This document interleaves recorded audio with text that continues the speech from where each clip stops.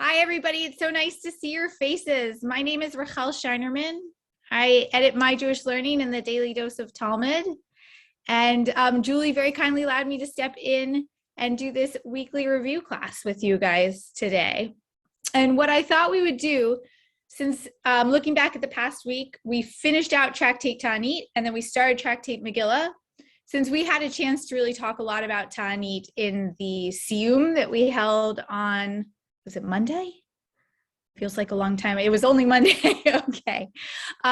Then I thought we'd just focus on Megillah today and the beginning of Megillah, because this is such a fun little tractate. And one of the things about editing this series is we try to really only talk about one thing on each page of Talmud, but Megillah kind of jumps around, has lots of interesting, fun stuff. And so this is an opportunity to kind of look at a few other fun things that were going on in these pages.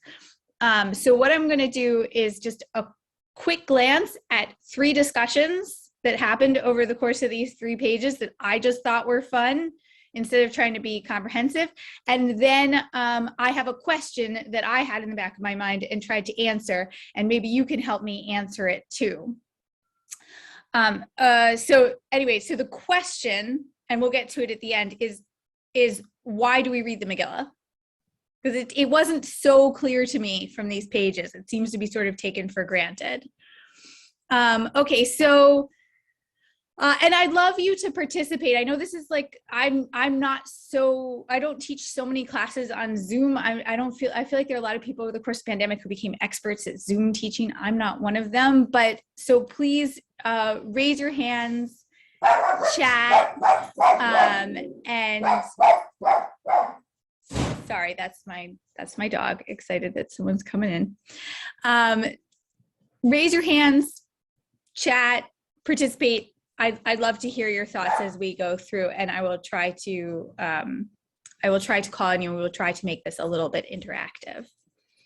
Okay, so Tractate Megilah begins with a Mishnah that says something kind of surprising. It says that the Megillah is read on the 11th, 12th, 13th, 14th, or 15th of the month. And if you know Esther really well, you might remember that the Jewish communities in the outlying towns all routed their enemies on the 13th of Adar, but the Jews in Shushan routed their enemies on the 13th and the 14th of Adar. So you might think from the Megillah that the Jews who defeated their enemies on the 13th would then celebrate on the 14th, and the Jews who defeated their enemies on the 13th and 14th would celebrate on the 15th. But what is the basis of celebrating on the 11th, the 12th, or the 13th? Right? That there doesn't seem to be any biblical basis for it. And it's clear in the discussion from the Gemara that to me at least, that the real reason is because those were it was easier to read Megillah on a market day. And so if the 14th and the market days in antiquity were Monday and Thursday, according to the scribe Ezra. And so if the Jews came to market, so if Megillah was read, if the 14th, for instance, fell on a Saturday, you might read the Megillah on, let's count back, right? The Thursday before would be the 12th, or if the 14th fell on a Sunday, you might count back 3 days and read it on Thursday, the 11th. But of course, the Gemara is not satisfied with this sort of sociological answer, even if that seems like it's probably the right answer, and it looks for textual evidence to explain it. And it takes us to Esther 9:21, which says that the Megillah was read bismanehem, in their times, plural. And so they read the plural. The plural is often read by the rabbis to mean 2. And so they read it there as 2 additional days, 2 possible additional days. And so we talked about that a little bit in the first piece that we did for Tractate Megilah. But there were some other things that came in these pages that I thought were really interesting that we didn't get a chance to talk about. And I'm really sorry. I'm going to switch rooms because there's a little activity in my house in this room. And it's distracting me. So while I am switching rooms, would you please, for me, go ahead and put in the chat anything that you thought was really interesting in this first few pages of Megillah and you want to talk about, and maybe we will have a chance to note those things as well. Okay, I think it's going to be quieter in here. This pandemic is really never going to end, I think. It's going to be. All right. Sorry for the interruption. Okay. All right, everyone's still with me? Not a little, thank you. Thank you. It is a little strange looking at a whole sea of muted faces and wondering, the give and take isn't fully there. Okay. All right. So let me move on to two other things I thought were just kind of really interesting here that we didn't have a chance to highlight in our pieces. Here's a little teaching that's on page 3 that I thought was really cool. And I'm going to read it to you. Rabbi Yirmiyah said, and some say that it was Rabbi Chia bar Abba who said, the seers, that is the prophets, were the ones who said that the letters Mem, Nun, Sadi, Pei, and Kaf have a different form when they appear at the end of the word. So if you know Hebrew, sweet pie, say bye, see you later. If you know Hebrew, you know that these 5 letters have two different forms. One when they appear in the middle of a word, and when they appear at the end of a word. And the forms at the end of the word tend to be kind of closed, like a mem looks kind of like an open triangle a little bit in the middle of a word, but at the end of the word, it looks kind of like a closed square.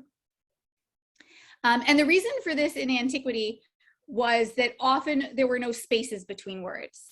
And so having final forms on letters actually made a text more readable. If you can imagine a text is run together and there are no spaces between words, it can get kind of difficult to read. And so these final forms would kind of signal to the eye the end of a lot of words. And so what Rabbi Yirmiyah is saying is that originally Hebrew didn't have these final forms, and it wasn't until the time of the prophets that the final forms were established. That's his tradition. And the Gemara says, what?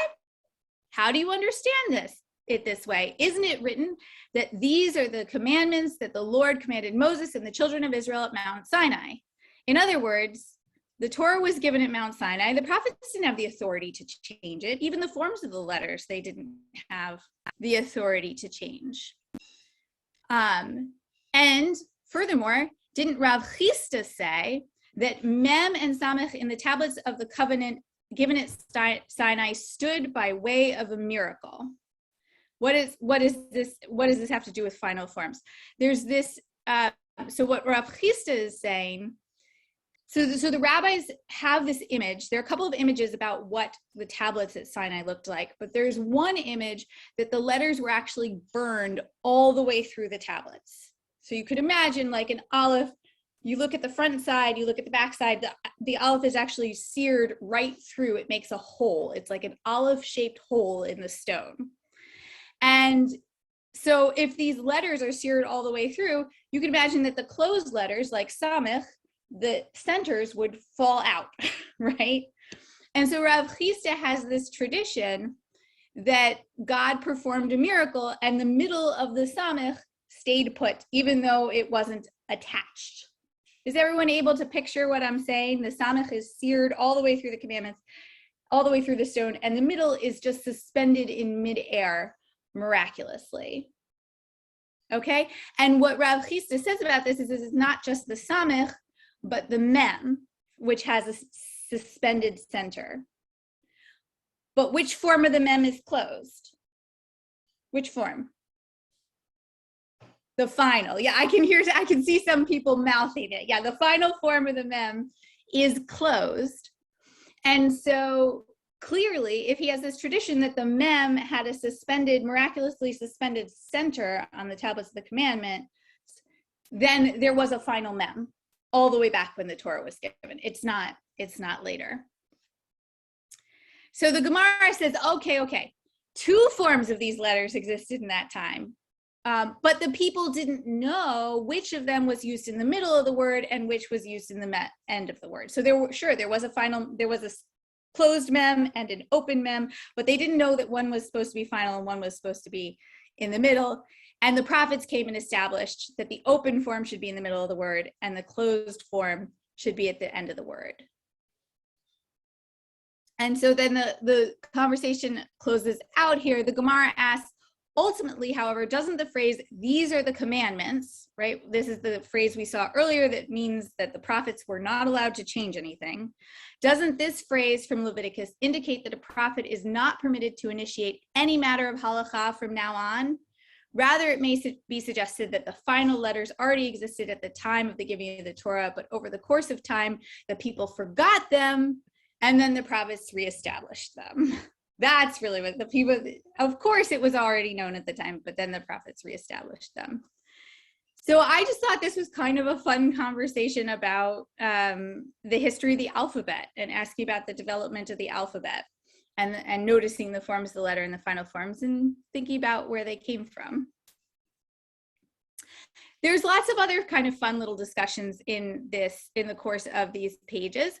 I've got one more for you, and then I'm going to peek over at the comments and see what you were thinking about, and then we will get back to the conversation about why do we read the Megillah at all? Because I don't think it's very obvious. I think it's something that the tractate sort of takes for granted, but I don't think it's terribly obvious. Okay, so there's a real, also, they're interested in all, this tractate is interested in all kinds of questions about scripture and reading scripture and also translating scripture. So did you know that the rabbis did have a translation of the Torah in their time?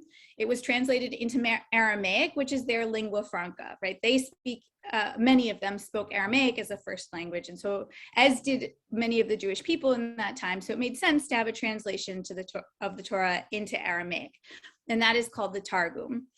And sometimes in the Talmud, they talk about it, and we catch this little conversation. I think this is on Megillah 3. Okay, Rabbi Yirmiyah said, also it's Rabbi Yirmiyah again, which is another reason this tradition is brought at this moment in the Talmud. Sometimes it just strings together traditions in the name of one person. So Rabbi Yirmiyah said, and some say it was Rabbi Chia bar Abba who said, the Aramaic translation of the Torah used in the synagogues was composed by Unclass, the convert, based on the teachings of Rabbi Eliezer and Rabbi Yehoshua. And maybe you've heard of Targum of Unclass. That is the most famous translation of the Torah in antiquity. And here the rabbis are telling us, yeah, they're attributing it to Unclass. And that's for the Torah. The Aramaic translation of the prophets, the next section of the Hebrew Bible, was composed by Yonatan ben Uziel, based on a tradition going back to the last prophets, Haggai, Zechariah, and Malachi. And the Gemara also relates that Yonatan ben Uziel when he wrote his translation, the land of Israel quaked over an area of 400 parsangs, and a divine voice came out and said, "Who is this who has revealed my secrets to humanity?" Okay, God is not entirely pleased that somebody made the books of the prophets accessible to the entire population, which is really interesting because these days we think of Torah study and democratizing Torah study as a great thing. We want to make this, right? This is basis number one for my Jewish learning, right? We want to make Torah study accessible and interesting and alive for everybody. That's what we love to do here. But you can see here the Talmud says God is not so happy about that. This is dangerous. This is revealing secrets. So what happens? Yonatan ben Uziel stood on his feet and said, "I am the one who has revealed your secrets to humanity through my translation." He takes credit immediately. He's not afraid of the shaking ground and the accusing divine voice. He says, nope, it was me. And then he goes on, he says, "However, it was revealed and known to you that I did this not for my honor, and not for the honor of my father, but rather for your honor, you with a capital Y, you God, that I did this, so that discord would not increase among the Jewish people. And there seems to be this idea that in the absence of a good translation, people will be confused about what the prophets say, which is fair. The texts of the prophets are difficult and they're poetic, and some of the words in them were even difficult to understand in antiquity. And so he's saying, I'm doing this so that the people will all understand your word and that they will not get into fights over translations. And Yonatan ben Uziel also sought to reveal a translation of the writings of Ketuvim, the last third of the Hebrew Bible. So that includes things like all the Megillot, right? The Scroll of Esther, obviously, and also the books of the Chronicles and the Psalms and Proverbs and Job and Daniel. And he said, okay, so he said, now I'm going to do Ketuvim, and a divine voice and emerged and said to him, it is enough for you that you did the prophets. Stop. Don't go any further. And then the Gemara asks, why was he denied permission to translate Ketuvim, to translate the writings? Because it has in it a revelation of the end of times when the Messiah will come. That's in the book of Daniel. And we don't really want the whole, this is an important secret to keep. We do not want the whole world to know it. Okay, so I thought this was also a really fun and interesting discussion about what it means to translate and some anxieties about translation. So let me just see if anyone wants to jump in and comment on any of those things. Give you a chance to chat for a minute or two. Anything that struck you? Anything you want to comment on? This is hard. I can't even tell how okay, I see Alex G is, can you unmute yourselves if you want to talk? Does that work? Oh, I think Ben unmuted all of you. No. Just me. Yes, okay, go ahead, Alex. I have a completely fatuous point, which is that the Targum of Unclass is really interesting because it was done by an ex-Roman, wasn't it? He was a Roman soldier. But in a way, it's a commentary as well as the translation, isn't it? And it's often referred to in that way.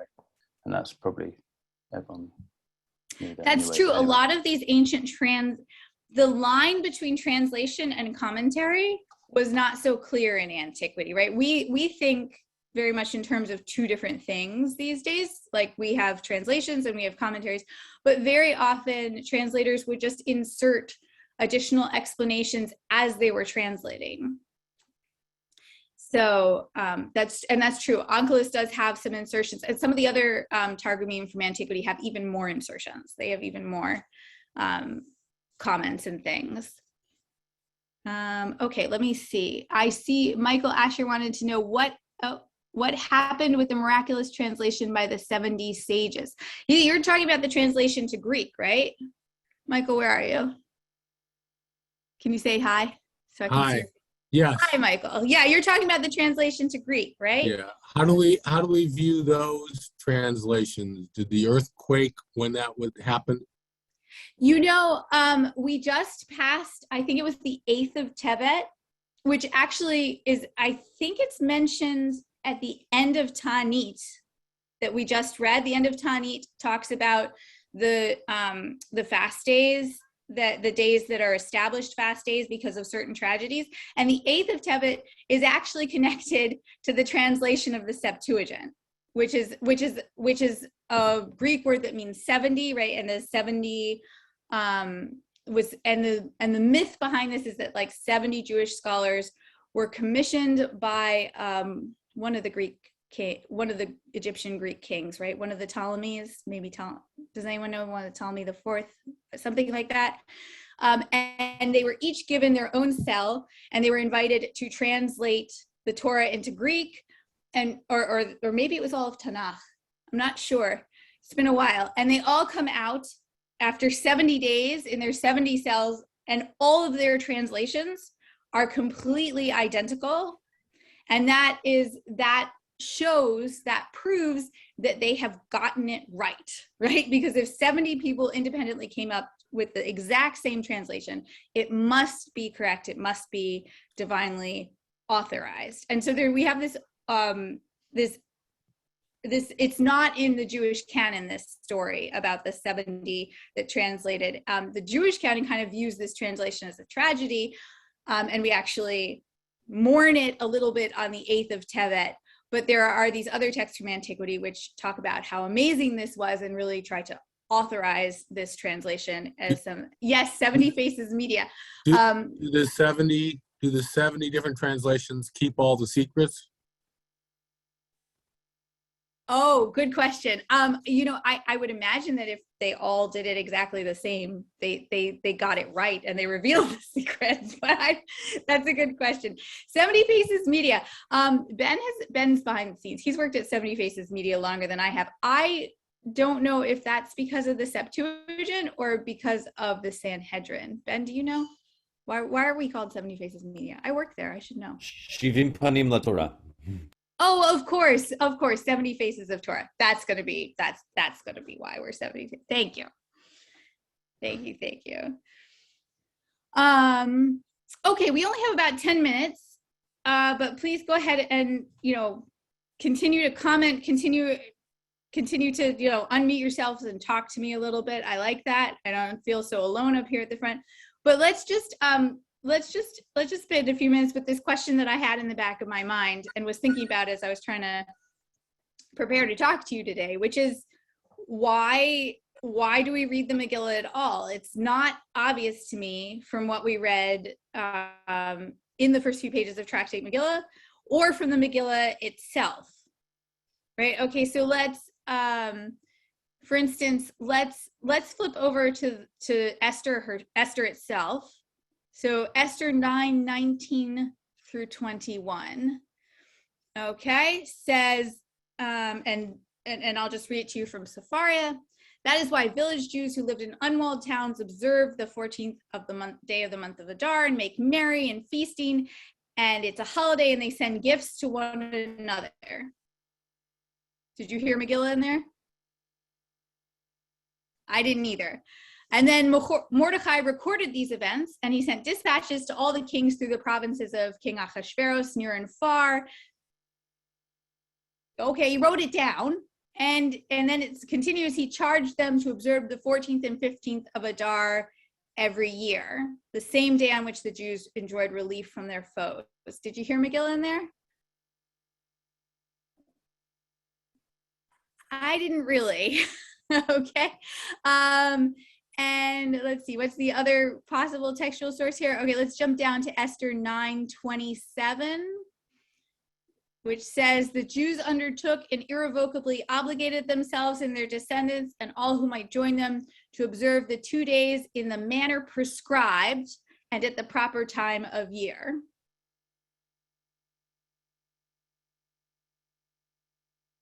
I don't really hear it there either. The manner prescribed seemed to be feasting and giving gifts. And consequently, these days are recalled and observed in every generation by every family in every province and every city. And these days of Purim shall never cease among the Jews, and the memory of them shall never perish among their descendants. We're doing pretty well so far. It's been a couple thousand years. We're still doing it. But I didn't hear Megillah there. I didn't hear it in any of these texts. Okay, so there's a hint in our Gemara that it might have to, and this was in, I can't remember which page it was, but it was a piece that Sarah Ronas authored on the idea that Haman is a descendant of an Agagite. So that Haman is an Agagite. Okay, so there's a hint here. So let me explain how this works. Let's flip over to Deuteronomy 25:17. I don't have it up, so I'm gonna have to click into it. Deuteronomy 25:17. This might sound familiar to you when we get to it, because it's one of those infamous commandments in the Torah. It says, remember what Amalek did to you on your journey after you left Egypt, how undeterred by fear of God, he surprised you on the march. And when you were famished and weary, cut down all the stragglers in the rear. Okay, Amalek is this terrible, formidable foe, and they play dirty, right? When you guys are marching and tired, they go around to the back of the line and they attack the women and children. And the Torah tells us, remember that they did that. Remember that. Therefore, the Lord your God grants you safety from all your enemies around you in the land that the Lord your God is giving you as a hereditary portion, and you shall blot out the memory of Amalek from under heaven. Don't forget. This is like my favorite contradictory commandment in the Torah, right? It's don't remember Amalek. Remember to not remember Amalek, right? Remember to wipe out the memory of Amalek, right? What does this have to do with reading Esther? Well, Esther identifies Haman as the Agagite, which means that he's the son of Agag, or rather a descendant of Agag, who is an Amalekite king that we know from the history books in the Torah. Okay, and so if Haman is an Amalekite, then maybe by reading the book of Esther, we both remember, and then we try to blot out his name, right? When we read it, we're both remembering and blotting out his name in keeping with this commandment on Deuteronomy 25:17. It's clever, right? And here, just to prove that Haman the Agagite means he's an Amalekite, I'm going to take us to the Targum. Remember we were talking about the Targum a few minutes ago? Okay, so here's where a Targum can be helpful. The Esther just says in the Bible that he's Haman the Agagite. But here's what Targum Sheni says, different Targum, about Haman's lineage. It says, Haman was the son of, I'm going to slaughter these pronunciations because I only have the transliteration here.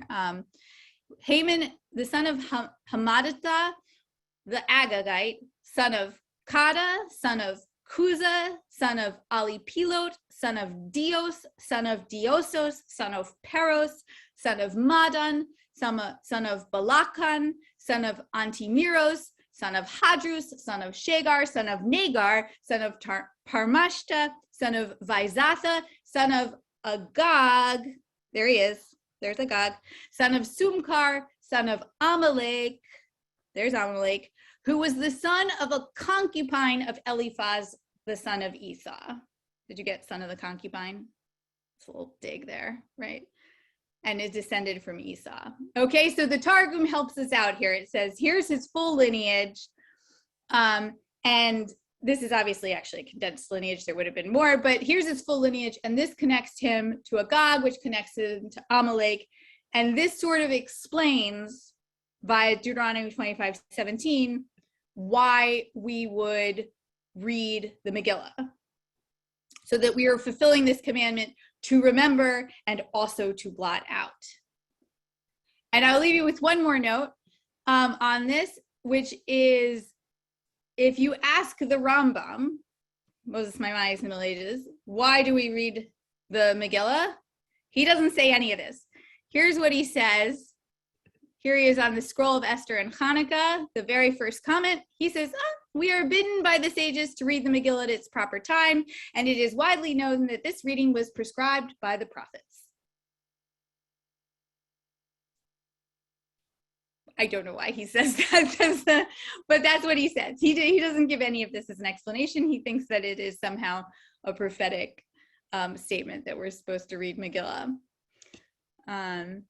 And that's as far as I got in trying to understand this question. I thought I would, we're just about at time, but I thought I would turn it back to you guys and see if anyone had comments, more insights. Maybe you have something you can teach me about this. That's as far as I got in understanding this question.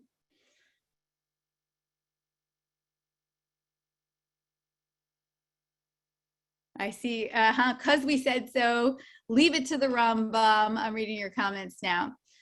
So we blot out the name because Haman and his sons were blotted out, and maybe they were the last descendants. Mary Jane. Always a dig at poor Esau. Wants to say something Esau is a huge enemy in rabbinic literature. Esau is a real baddie, right? If you read Torah today, it is possible to be very sympathetic with Esau just reading the narratives in Genesis. But for Mary the Jane rabbis, wanted to he's a say- huge. Yep. Rachel, Mary Jane has been waiting patiently to say something for a while.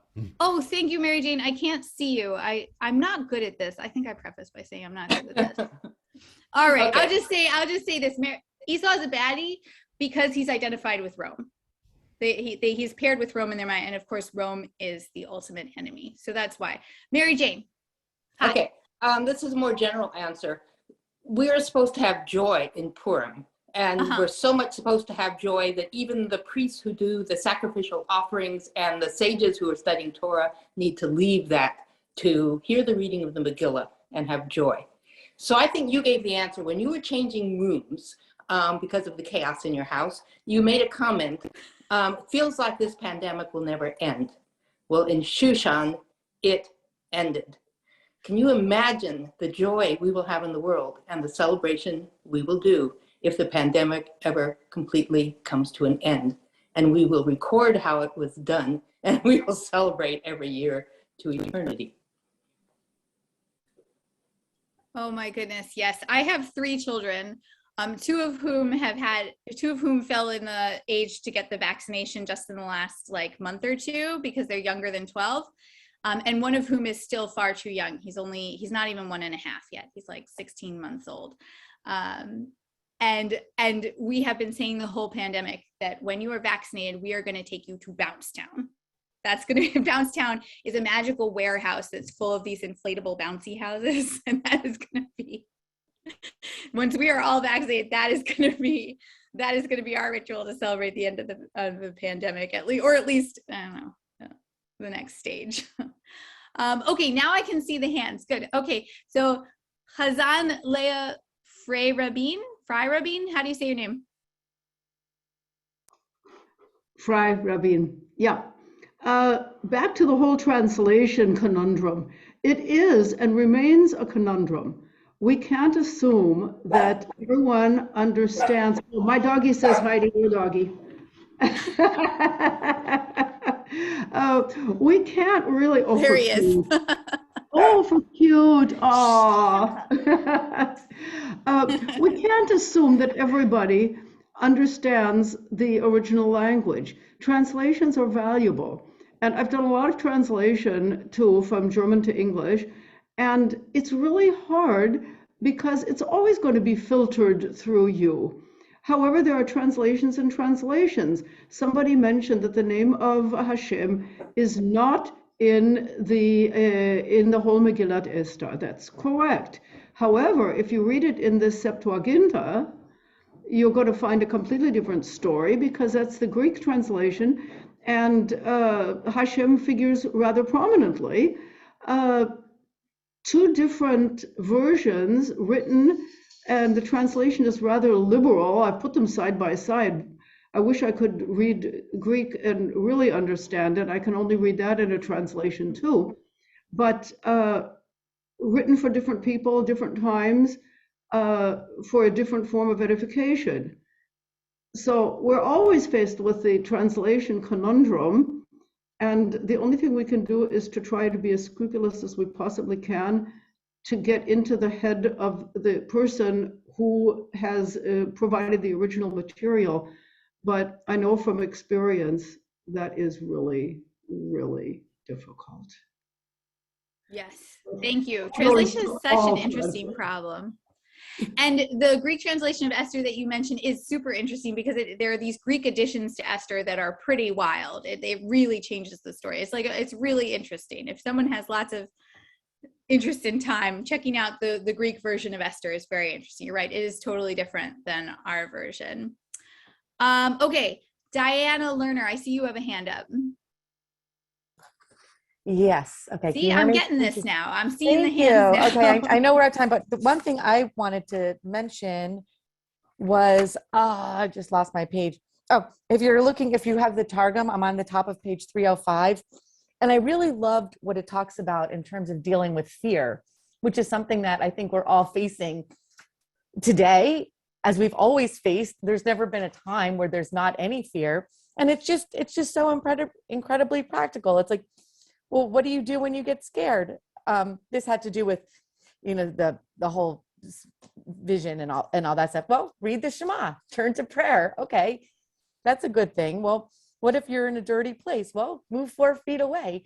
I mean, sometimes, you pray. Sometimes you just have to physically step away from the problem. If you're scared of something, you change and you get actually a new perspective. And if that doesn't work, you just say, well, the goat of the slaughterhouse is fatter than I am. So just go after the goat. Leave me alone. Go deal with the goat. Like, he's better. But I just really do think that these are very practical things. Like, when we don't know what else to do, we can pray. We can say, we step away, or we just say go, don't come here. And I thought that was extremely practical, and we're living this. This is exactly what we're living today. If we're afraid to go somewhere because we think someone might be risk and maybe this and that, well, we just we step away. Yeah. Thank you. Thank Sure. you. Yeah. Okay, Stephen Lamb, I see you have a hand up too. And I know we're coming up on the end of time, so I just wanted to give you a chance to participate too. Stephen, you still there? Okay, maybe Stephen had to step away and point out a fat goat over there instead of him. Okay. I think we should probably wrap here because we're at time, but thank you all for coming and for sharing your insights and for participating in the back and forth and helping us think through all these really interesting things that come up with the text. And we will see you next week. Ben, do we know who's teaching next week? Not off the top of my head. Somebody awesome, though. Somebody awesome. All right. Thank you, everybody.